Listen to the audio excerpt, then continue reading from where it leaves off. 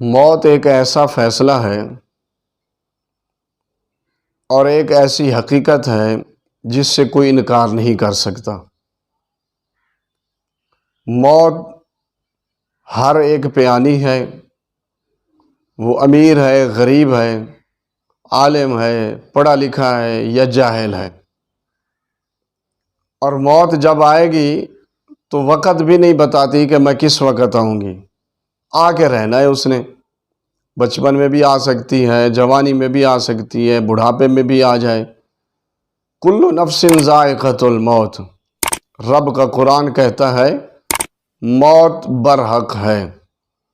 جب موت برحق ہے میرے دوستو، تو پھر مرنے سے پہلے مجھے اور آپ کو اپنے عمل بھی تو ٹھیک کرنے چاہیے نا، اپنے عملوں کو بھی تو درست کرنا چاہیے کہ میں اچھے عمل کر رہا ہوں، برے کر رہا ہوں، اس کا محاسبہ کرنا چاہیے۔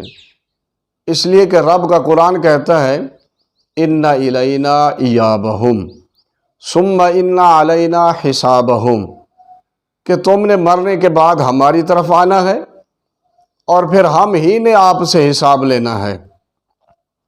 جب مرنے کے بعد میں نے اور آپ نے اللہ کی طرف جانا ہے اور حساب بھی دینا ہے، پھر قبر کے عذاب کو بھی ہم برحق سمجھتے ہیں۔ اس سے پہلے میرے دوستو کیوں نہ میں اور آپ اپنے عملوں کو ٹھیک کریں۔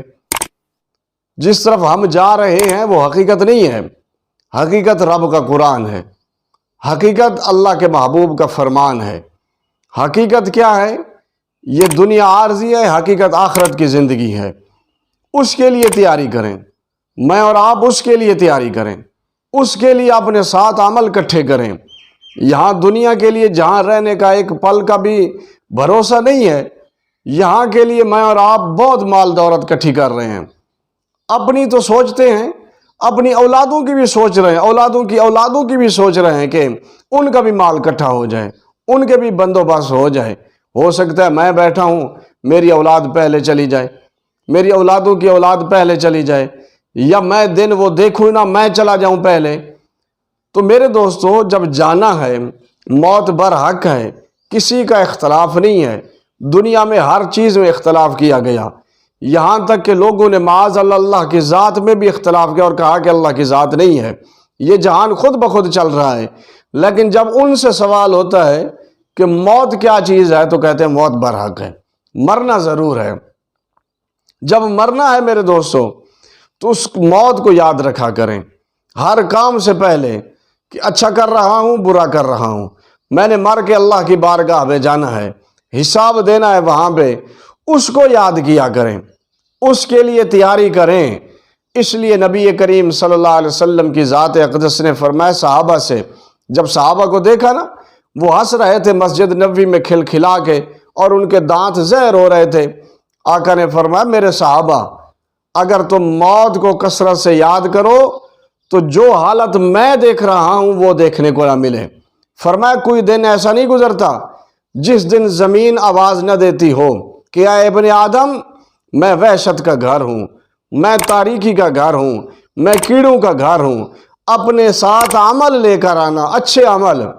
اور پھر فرمایا آقا نے جب مومن بندہ قبر میں رکھا جاتا ہے، مومن کو جب قبر میں اتارا جاتا ہے تو اسے قبر آواز دے کے کہتی ہے کہ تیرا آنا مبارک ہو، تو میرے پاس آیا، آج میرے سلوک کو دیکھے گا۔ اور فرمایا آقا نے قبر اتنی کھل جاتی ہے جہاں تک مردے کی نگاہ جا رہی ہوتی ہے، قبر اتنی وسیع ہو جاتی ہے، قبر میں اس کے لیے راحت ہوتی ہے، قبر میں اس کے لیے جو ہے آرام کے بستر بچھایا جاتا ہے۔ اور فرمایا جب بد کردار بندہ، فاجر و فاسق، کافر، مشرک قبر کے اندر رکھا جاتا ہے، قبر اسے کہتی ہے تیرا آنا نامبارک ہو۔ اسے کیا کہا؟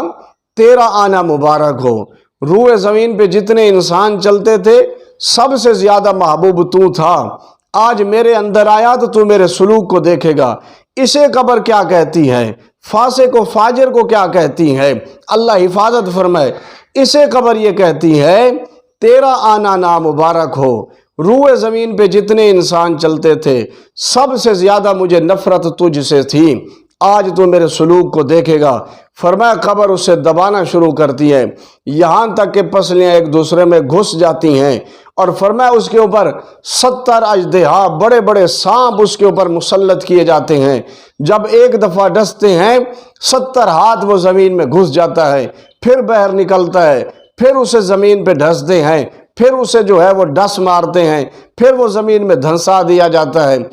اور فرمایا ان سانپوں کے اندر اتنی زہر ہے، اتنی زہر ہے، اگر ان 70 سانپوں میں سے ایک بہر نکل کے آقا فرماتے ہیں روئے زمین پہ پھونک مار دے تو سبزہ نام کی کوئی چیز نہ اگے، یہاں راکھ ہو جائے ہر چیز جل کے، اتنا زہریلا جو ہے وہ سانپ ہے میرے دوستو۔ اس لیے اس قبر میں جانے سے پہلے میں اور آپ جو ہے تیاری کریں۔ فرمایا میرے صحابہ قبر کو مٹی کا ڈھیر نہ سمجھو، یا یہ جنت کا باغ ہے یا یہ جہنم کا گڑھا ہے۔ اس لیے اگر جنت کو باغ بنا، اس کو قبر کو جنت کا باغ بنانا ہے تو پھر میرے دوستو عمل وہ کرو جس سے قبر جنت کا باغ بنے۔ اگر قبر کو جہنم کا گڑھا بنانا ہے تو پھر بد کرداری والے عمل ہیں۔ اللہ میری بھی حفاظت فرمائے، آپ بھائیوں کی بھی حفاظت فرمائے۔ اللہ تعالی ہم سب کے جتنے عزیز و اقارب رشتہ دار دنیا سے رخصت ہو گئے، اللہ سب کی قبروں کو جنت